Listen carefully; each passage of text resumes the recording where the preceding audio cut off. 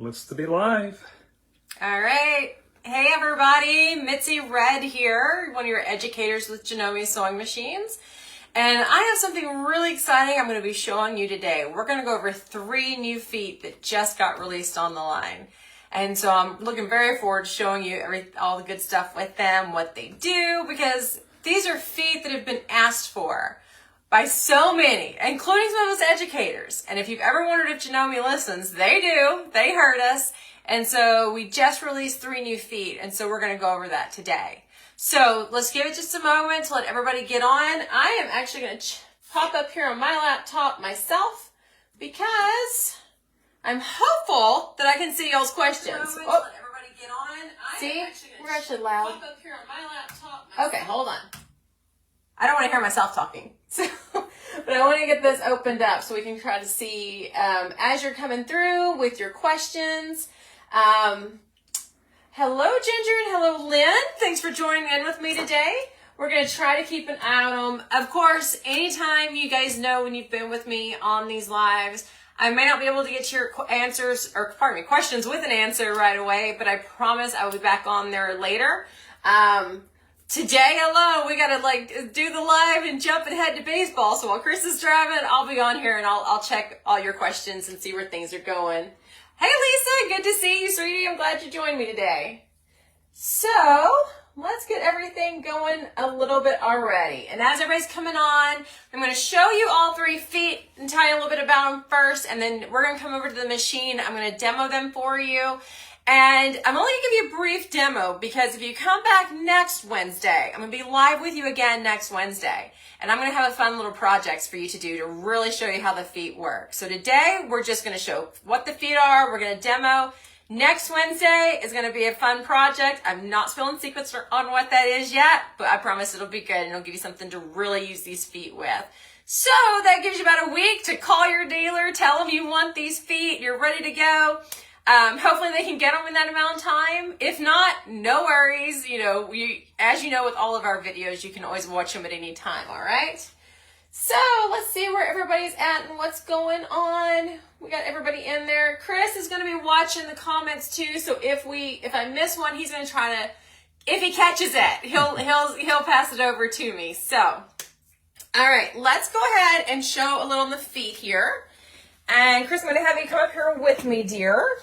All right, we have 3 brand new feet just released on the market. And I'm super excited because I got my set of them already. Now, you're going to see at the top, and this is new packaging, so it's why it looks different than the ones prior. But these are all for your 9mm machines. So some of those machines, what are we looking at? The Skyline series. Obviously your 15,000, your M7s, if you got the 17 already, which I'm super jealous, I don't have mine yet. But all of those that are your 9mm machines, are going to be able to use these feet. So let's start over here with this one. And the lettering on this one, I have to get it right. It's I2. This is our piping foot, and it's a narrow piping foot. So 9mm max stitch width on your machines. And of course, with all of our cards, it gives you the directions on how to use the foot as well, because we want to make sure you're able to use the foot. And in the directions here is not only how to make that narrow piping, but then also how to attach it. So you do have that reference in there as well. On this one, it says you can make your own piping by covering the cord, which is 5/64, so about a 2mm diameter. So I've got about a 1/8 is what I have with me tonight or today. And so I'm going to use that when we go to it. All right. Y'all have asked, and we have a bi-level foot now. Again, also 9mm width. And when I turn that one over, sorry for the spots that are missing from when I pull out of the package, but it does explain kind of how that works. And I'll show you what's really cool on this foot. All right, let's see if we can see it. Can you see that bi-level to it? That's a good visual of it. So this smaller piece here is taller. It sits down more than what the larger piece does. So what that gives you here is as we go across those heavy duty fabrics and seams, we're going to be able to ride right up against that edge and get a really nice stitch line in there. Okay. Last but certainly not least, we now have the lap seam foot. And when you look at this foot, it looks pretty odd, right? Kind of a weird looking foot on how does it go on the machine? We'll go over that as well. It's got a lot of little markings on it. Also in this one for the 9mm as well. And it does have plenty of really good directions in there for how you actually use it. And I promise if you read over the directions, you'll do perfectly well with it. If you don't, you'll do what I did the first time and cut too much fabric off. So don't feel bad. There's a reason we practice before we take it over to our garments. So those are the 3 that we are going to touch on today. And then, like I said, next week, I get to join you all again. And when we come back next week, I'm going to have a fun project we can do, kind of practices with all of them. But at least let's get you started. So I'm going to slide these over here so they're closer to me. Chris, you want to come on over? All right. Now, I am actually going to be on the M7 today. And you see I'm missing a foot because we're going to go foot by foot with this because they're easy to attach. And on the first one, being the piping, I could go just here on my utility screen and just go like with my single straight stitch. But for those of you who have what we call the t-shirt icon, which is your sewing applications, on the M17 it actually says sewing applications on that one. I encourage you to look at those always because we use them every time we set up our machines. And there's actually a piping option in here. And so it does kind of help walk you through it and make sure everything is good to go. Obviously, I'm in my center needle position. So as a 9mm machine, I'm at 4.5 is where I'm at. Stitch length I've got is going to be a 2.5, which is perfectly fine for what we're doing. I've got, like I said, some very basic cording here. Oh, that piece might be too short. Let's see, are we too short? Yeah, I'll cut a little bit longer piece. That way we can easily feed it in there. So let me just cut a length here. Now, I'm just going to do it on a 2.5-inch strip for the demo today because that's what I had close by. But you can certainly adjust it however you need for your width and what you want.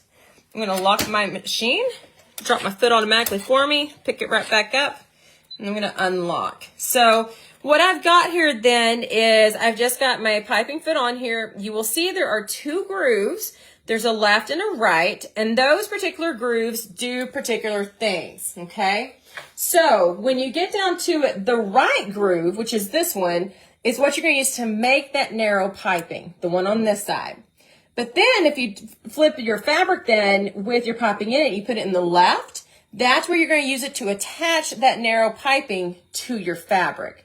So keep in mind, right's to make it, left is to attach. Let's look at that.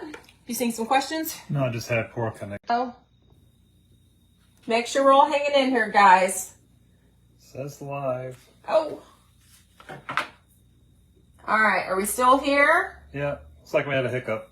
We had a little hiccup there. You guys hanging with me? Yeah, I got a thumbs up. You got a thumbs up? All right. We do have some winds going on today. It is gorgeous outside, but we have some wind. So just bear with us and hopefully we're going to be okay. Just if it goes a little blurb again, just hang tight, all right? Okay. So how most of us do on this when we do a piping, we just take our fabric and roll it over. And you can see I've got my piping, or what would be my cording, I should say. My cording is sticking out. And I want to take it, and how I like to do it, I like to leave myself enough of a tail to really be able to start positioning it into that little groove there. So I'm going to go on the right side because that's the side I'm starting with. Now, when my foot came down, I wasn't exactly in the position I need to be with, so you can certainly wiggle it in there just a little bit to get you where you need to be at, okay? So if I press it down really good, you can see where that raised area, that's where my cord is at. And that's what's going to be sending it through and keeping it nice and structured as it stitches. Now, it does say on here, you, of course, being a 9mm machine, we can move it over as far as our needle is concerned. And so I'm actually going to move mine over just a smidgen here because I want to make sure it lands just outside of mine. And so let's see where we're at. Shoot. Still going. Are we okay still? What's that away?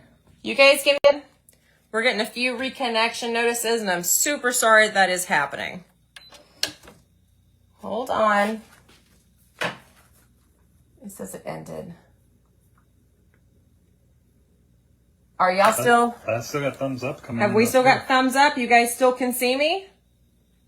Give us a thumbs up if you can still see us and hear us. Thumbs. We're good? Okay. All right, we're going to keep going. So it's going to be just one of those days, guys, unfortunately, but we're going to do our best. Lots of thumbs coming in. Thank you. Thank you. Y'all know that there is a curse of the live events, that something is doomed to happen. All right, I'm going to use my foot pedal, which I've got underneath my cabinet here. And what I'm doing is I went ahead and dropped my needle in where I want it to be at. You need me to scoot over so you can come in better? We're good? We're good? All right. Because I can do it with off from the side. So I've got my cord right here in the groove. I've got my needle dropped in just past it so that I can get a nice tight going on there. So you see that's just sliding and going right there against my cord to make my piping. Now, when would we use this? And then mine slid a little bit, but I'm at a funny angle because I want to get you guys a good visual.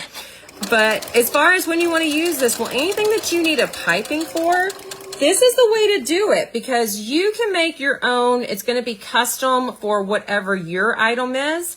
And so I'm just repositioning it here down here at the bottom so it slides because my cording was sliding over slightly. And I want to, it's going to stay in the groove there. Mine's probably a little bit bigger than what this one wants, but I'm still able to get it in there. And so there are quite a few different piping feet that are out with the Janome line itself. And so those, that have the accessory feet, and it is additional purchase the majority of times with your machines, but you can definitely make your own piping. Fun story, this past weekend, I was doing a serger event down in Fairfax, Virginia, which is nice and close to home to be out on the road. And we were actually doing this with sergers too, making your own piping with sergers. So that was a fun thing. So there's plenty of options depending upon what machine you have, that you can obviously make piping yourself. All right, I'm just going to run this off at the end here. All right, and I'm just going to cut. All right, now because you guys have to understand, I was coming at this angle from y'all, so it's not perfectly straight, but there you go. So you've got your own piping made then. It's got a nice little puff right there where that cording is going through. So if I'm making some really cute custom pillows that are gonna go with my quilt, certainly take the time, use a coordinating or even one that's totally makes it pop and put the piping in there, and that way it goes and makes it more personalized as well. All right, everybody good? We're still hanging in? No, we haven't gone missing yet? All right, cool. All right, next up, let me switch my papers. Okay, piping foot's coming off. I'm gonna go ahead and lock my machine. I always encourage you guys when you are using your machines and you're changing out your foot, especially when you're changing out your needle, make sure you lock your machines. It's just better than having the one incident that happened to me when the cat walked across my foot pedal and sent the needle going. Barely missed me. So, all right, I'm doing bi-level next. Now, what I want to show you guys is if I come down here and try to grab it, even though I've lowered my foot on it, it's really not doing a good job of grabbing it. And here's the reason why. Because this foot is just what it's supposed to be. It's bi-level. You see that? My foot can't lay perfectly flat down on here. And this is why I tell you guys to make sure you lock your machines, because in this situation, I had to lift it up and pop it into my machine to allow for that bi-level setting. Okay. So I'm going to go back out into my t-shirts. Oops. I call it the t-shirts. I can't not call it the t-shirts. I know it's sewing applications, but we all do. So I'm going to just go to sewing with woven. I want my needle, I'm going to use the middle needle position, but we're going to look to see where we want it to go once we get in here with the stitches. Now, the nice thing is this also allows you to work with decorative stitches as well. So what I've done here is I've just made pretend seams with my fabric laying over. All I did for this example is I actually just pressed it. But I wanted you to see now I got these different levels. So this is a taller level, so it's going to go on the outside. Let me just come up here to it where I would be starting on my fabric. So you see, here's my ridge. So what this provides you is that it sits down on the side of this as you're seaming along. And that way it gives a really nice solid stitch all the way down. So I'm going to do it right now just with my straight stitch on. I've got a 4.5, which is my center needle position. But you can move that over. So I'm just going to move mine over, just depending on where you want your stitch line to be. You can definitely move that over. So I just moved mine to a 3.5. You've got a lot of flexibility on what you can do with that. Now this is just straight stitch only. And actually, let me tell it I'm going to do heavy. So I'm so seaming woven, but I want it to be showing heavy because it's kind of like almost a duck canvas type stuff. So it's a heavy duty that it's going to be going through. So my goal is just to keep this edge just riding, I got a little off there, but just riding up against that foot. It's different watching it from the angle I'm standing at off to the side, so you guys just bear with me if I'm wiggling it a little bit. So I'm just going to finish this off all the way down so you can see when you're working with those long seams or those bi-level areas, you really do have a lot of great power to go ahead and, you know, put through on your seams and close them up and lock them down. So there you go.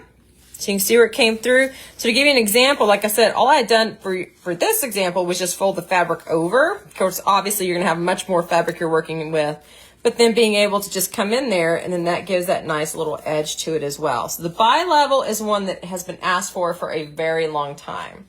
Now I'm going to change in here, and I'm going to go into my decorative stitching. Kind of question come through. I might have Go time for it. Yeah. Could you use a bi-level to do binding on quilts? You could. You kind of would have to probably switch it compared to, and I'm saying this because I'm thinking how I put binding on.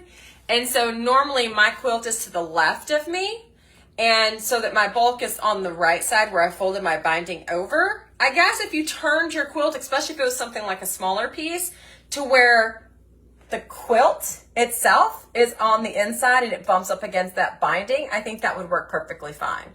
So think of it the same way. Come in here and I'll if you'll zoom in here, Chris, we'll talk about it. So like if this was the actual quilt part and this was my binding where I had laid it over from the back, as long as I'm bumping my binding up against that, I think it would work. You know, we want to always, you know, it's going to be thick, obviously, depending upon what your batting you prefer, but I think it would work just to lay it up against there and work with it from that. I think it would be just fine. That's a great question. I like that one. All right, and this kind of comes to the decorative when we're looking at decorative stitches as well. I'm just going to pick something on here. I had one I was doing earlier. Let's just go with number 4. So on this one, I'm going to turn this other side. All right, I'm going to drop my foot down. Now with this decorative stitch, it actually starts in the, looks like the middle needle position. And so I want to make sure it's going to cover that. You can, or I mean, you can push it over where you need it to be. You know, I'm just going to leave it where it is. We'll see how it looks. So what I'm going to do is just start letting it take it through. And it's going to make a really cute decorative stitch. So if you want a top stitching on, say, your garments or whatever it may be, to where you just want something more decorative than just a straight stitch, even this one, which kind of it's under decorative on my M7, though it kind of looks like a utility stitch, like almost like an overlock style, you could definitely go with this and have it be an option for you. So I'm not going to stitch it the whole way off because it does take a little bit here. Let's just go ahead and cut. But there you go. So you could come in and use it and do a decorative style stitch. You could flip this particular stitch over so your straight line is here and your zigzags are pointing that way. So that's a good option for you also. So yeah, anything you want to do straight, decorative, you could definitely do that with the foot. The key is making sure you're staying within a 9mm stitch. And I always, if you haven't used a stitch before, you're not sure on the sizing, there is absolutely nothing wrong with using your hand wheel and going back and just scrolling it towards you to see exactly how that stitch or how that needle moves before you actually take it on. Because you always want to make sure, especially if it's a foot you haven't used before, you always want to make sure that it's the right foot for your machine. You know, it shouldn't work, obviously, but let's say in the crazy world, you put a 7mm on a 9mm and you wanted a 9mm stitch. Well, what's going to happen? It's going to hit your foot, break your needle, could throw your timing off. So always be sure to use that. Just a quick safety on that one for you. Okay, last foot for today. And those of you who asked for a lap seam foot, that's the crazy looking foot. We're going to go to that one now. Okay. And it looks a little weird. When I first saw it, I was like, that almost makes me think of like a binding foot, you know, where you see your tape bindings and all come through. All right, little different on how this is prepared. Now, what I just did here, using the same fabric as my last one, I did a 5/8 inch seam, okay, and just came through and then pressed it open. Now, and I'm going to pull this over. Sorry for sticking my arm in the way. Y'all want to show this, Chris. What we're at is right here. You take your 5-inch seam allowance and you cut less than half off the seam allowance on your left side. So always think about that. So when I'm looking at it here, this is going to be on my left side. So let me do that real fast. We got any other questions that have come in so far? Everything look good? There's a few, but they've already scrolled across the screen. So I know. It goes fast when we're doing these and we get a lot of questions. I promise you guys, while we're in the car on the way to the game tonight, I promise I will have my iPad and I'll go in there and I'll answer as many as we can. And as you guys know, if I don't have the answer, you'll get a response back going, I'm not sure. I will ask and find out, because I would love to know anything and everything. But, you know, there's a limit, and it's already been a long day today, so not enough coffee in my world, which seems kind of crazy for most that I haven't had enough. All right, here we go. All right, so here's what this does. So I'm going to come in, and what I'm doing here is this piece has to roll over and lock in. So I'm going to come under, and I'm going to kind of, nice thing about this is look how much that foot pulls up to get underneath these. So y'all bear with me. Just like when you're doing what I think of, like when you're doing with the rolled hem foot, you kind of want to start a little bit with it itself off. Now, you know what, let me cut the fringes off because that will make it a little bit easier. Because you guys aren't going to be showing with all the selvaged edge fringe going on either. Or at least don't think you will. You might surprise me. So what it's doing is it's going to feed that in there. And what I want to do... Of course, before we went live, I was doing this absolutely perfectly. All right, so I'm going to feed it all in until I get into my needle position, then I'm going to put my foot down. So I'm going to have to switch back here to a straight stitch. Okay, so you just want to do this with the straight stitch itself. And I'm going back into my needle position. You can see here, there is actually a lot of really good markings. I know it's probably hard to see with the lighting here, but there is like a red marking there where your needle positioning should be is also. So what it's going to do is it's going to just roll this excess over. So let me go ahead and get it started. So kind of what a lot of us think is like when we do our binding and you have the foot that rolls it all over for you. So a couple things to look at as we're going along. One, this roll is coming here and it's hitting on this side of this edge piece of my foot. And you can see where it's rolling over there. So let me keep going here for you all to see. And I actually should have cut my other side down maybe just a little bit more. I see it peeking out at the beginning. That's okay. So it's just going to keep rolling over all the way down. And we'll take this one all the way down so we can see how it looks. I love getting new feet, getting accessories for my machines. Your bobbin out? Stitch. Did it? Oh, I better turn my bobbin stitch off. I did. Oh my gosh. All right, see guys, it happens to the best of us. I turned my bobbin alert off the other day. And it just ran out. I was playing, you know, bobbin chicken. It won. Today it wins. All right, but let's take a look at what happened with that. So I'm going to show you on this section here.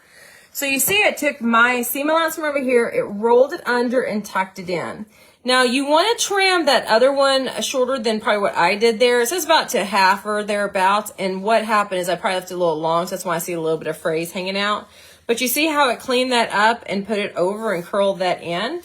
Then when I turn to it, what we're doing at top is especially fun to see because you can see my original stitch line here. And then you see where it came across in that stitch line where it just locked it down. All right, so that's what you get with it. That's your lap seam, okay? All right, so we talked about then today, we did the piping foot, the narrow. And like I said, there are other piping feet out there. So if you have them, practice. But that's going to give you your narrow. That's the newest in the piping line. We did the bi-level, which I absolutely love, and you guys had a great idea about maybe trying with binding. I'm going to have to try that because I need to bind a quilt actually. So the bi-level fit has been asked for and everybody wants it and we got it. So that's super exciting. And then the last one is the lap seam. So that gets you all 3 new feet. I'm only giving you a quick demo today because when you come back next Wednesday, I'm going to have a fun project we can do with it. Something super easy to go with, fun, but it lets you actually use those feet and test them out and try them out. So every foot may not be for every person, and that's okay. These feet kind of normally lean a little bit more towards like a home deck sometimes or garment, but I encourage you even as quilters to try it out. You know, talking about binding, how neat would it be to put a little bit of piping all the way around between your binding and your quilt too. So it's definitely something everybody can use and have fun with. So before we wrap up, Chris, any questions that you saw run through? I promise I'll go back in and check them in a little bit when we're on the drive. So I will make sure to take a peek at those. As always, I'm always here to help with your questions and anything I can do to help you out. You can put your questions there in the comments. You can shoot them to me directly and I will do my best to answer every one of them. So as always, I want to thank you all for coming and staying and hanging out in my studio today. You notice we kept you very facing this way because that way's a total mess right now because I got my new cabinet in and everything's a disaster down here. So as always, thank you guys for coming to hang with me. I really appreciate your time and I look forward to seeing you all on Wednesday. See you soon.